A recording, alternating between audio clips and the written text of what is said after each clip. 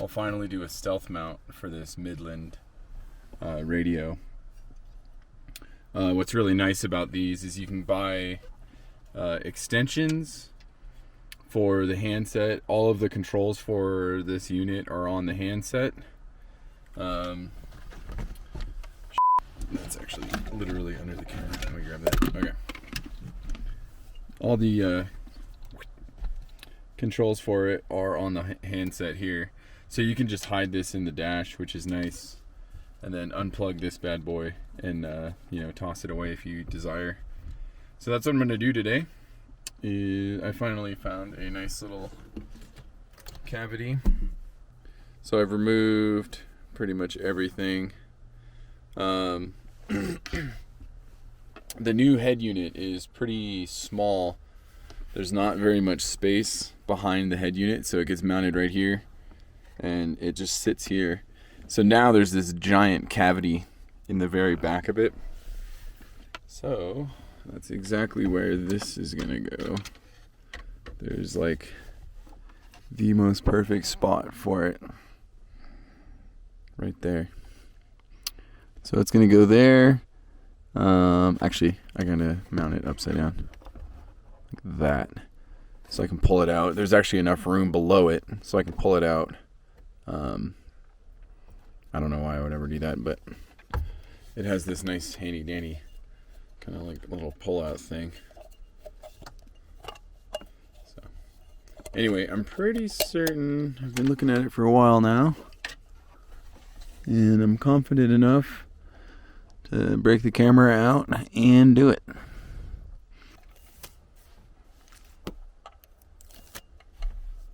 Let's see here. I did say upside down, right? Yeah. Boom.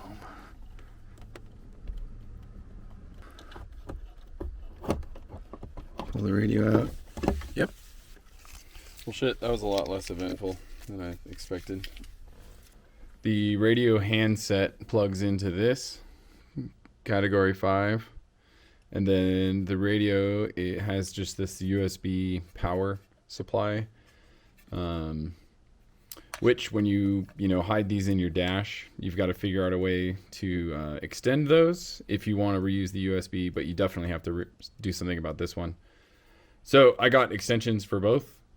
The USB going there, and then it's got this super long cable, and then this little circular mount to a USB with a little housing. I'm not sure if I'll run that or not, kind of just depending on where it sits in the truck. And then here is the category 5 extension. Goes in here, and then it's got this nice kind of face, which if you have a Gen 1 Tacoma, you will have this lower center dash panel, which will have 2 cigarette lighters, and then these optional switch panels just depending on the truck you have, which when you have the dash panel off, you can pull these off really nice and easily, put them back on nice and easily. You know what? Thought about it some more. I'm going to do things a little differently.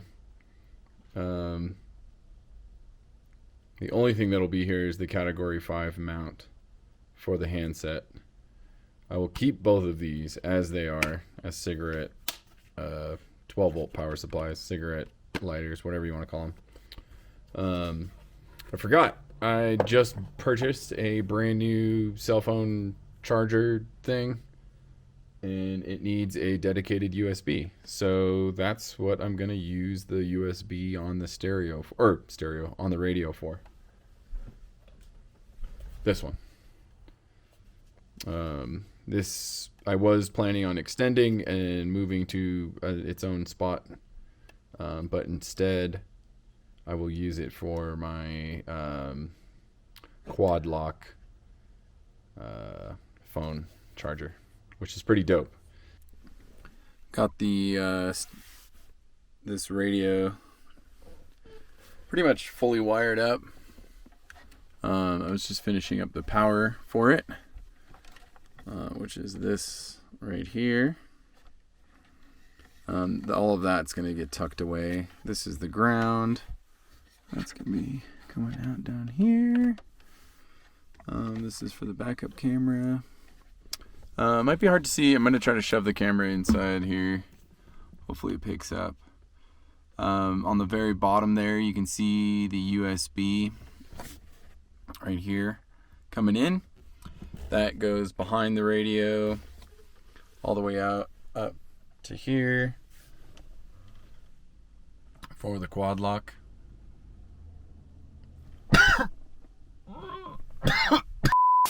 Oh, take two. All right, everything is still apart. I have pretty much finished the communication radio, GMRS, the little Midland unit. Mounted up, that was really easy to do. Ran the power. I decided to tap into the fuse panel, so this thing is always hot. So I can always use the radio. It won't shut off. Hopefully it won't shut off when I turn the truck off. I noticed when I was out the last few trips with it, it was kind of a pain in the ass when you would turn the truck off and the radio kept turning off, and then turning the truck back on, I would forget to turn the radio on and I would miss out on whatever. So hopefully that works out in my benefit, keeping it on all the time. And then the other advantage of that is that USB plug that's on the bottom there. That is for the phone, so that runs all the way behind the radio. Kind of stashes along behind all of this crap, and then up and out here, and it unfortunately will have to come out basically like right here in front of the dash. But that doesn't bother me too much compared to how it was before. And yeah, this is just a wireless charger for the phone, so that's kind of nice. And hopefully this is coming out on camera, but the little light's on for the charger. Here's the extension. It's really long, probably too long, too much cable. That's okay. Plugged into the radio. This is the final piece of the puzzle. And this will be the final test here. So, keys aren't even in the truck at all, which is kind of nice. If we're out and someone gets left behind in the truck and they need to use the radio, don't have to have the keys. That's really nice. Here we go. Working just fine. West winds 10 to 15 miles an hour with gusts to 30 miles an hour. In the evening, becoming light. 3 weeks later. All right. It's been a couple weeks. I've had this setup running, and I really like it. I'm enjoying it quite a bit, and it's working out really well for me. The best part is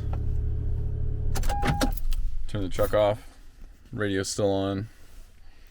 Didn't skip a beat, which is nice.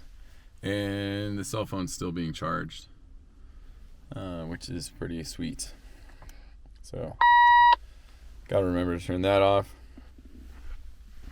This is how this turned out down here.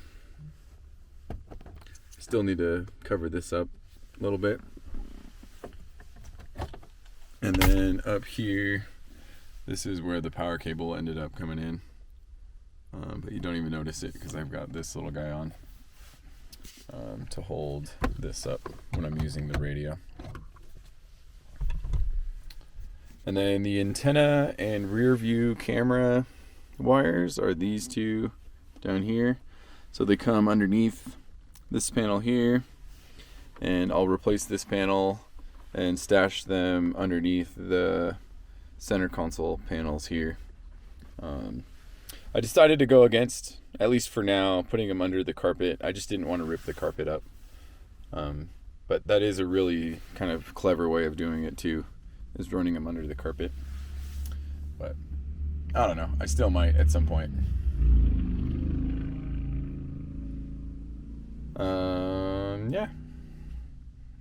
That's pretty much it. I'm going to show the wiring under the kick panel for the power wiring. That turned out pretty well. So I'll show how that goes down. Pretty easy.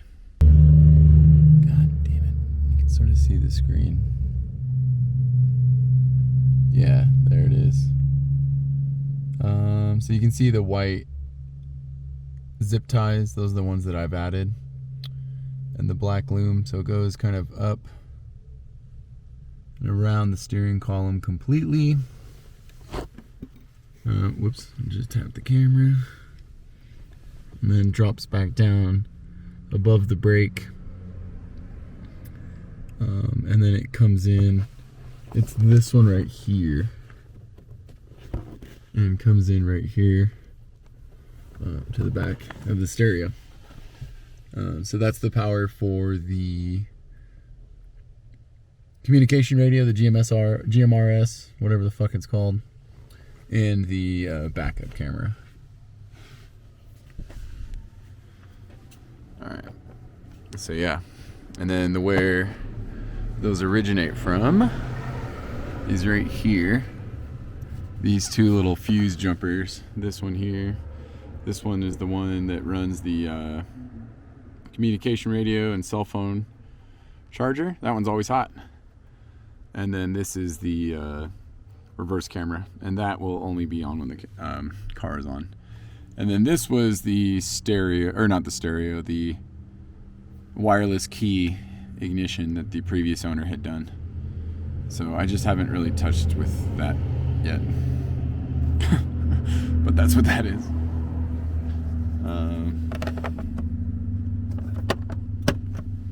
So yeah, those wires come down here, and then they start in the loom right here. This one right here. And yeah, I just followed some other looms that were going up all the way up and around. You've got to be very careful when you're doing this wiring. I ran a wire before. Luckily it wasn't really important. It was just the microphone. But it got wrapped around the steering column and like completely wrapped around, and all kinds of dumb shit happened. So you want to make sure when you tuck your wires up that there's like zero chance of it moving and getting in the way of anything. I don't know if you can see. There's a zip tie really high up there. That's kind of the savior one right there on that gold plate. I have no idea if this is coming out on camera.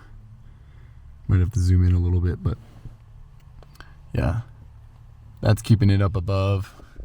And then there's not so much to worry about over here on the gas pedal. It's mainly the steering column and the braking and this side of things. So yeah.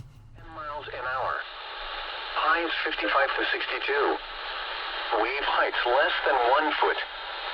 Sunday night, clear.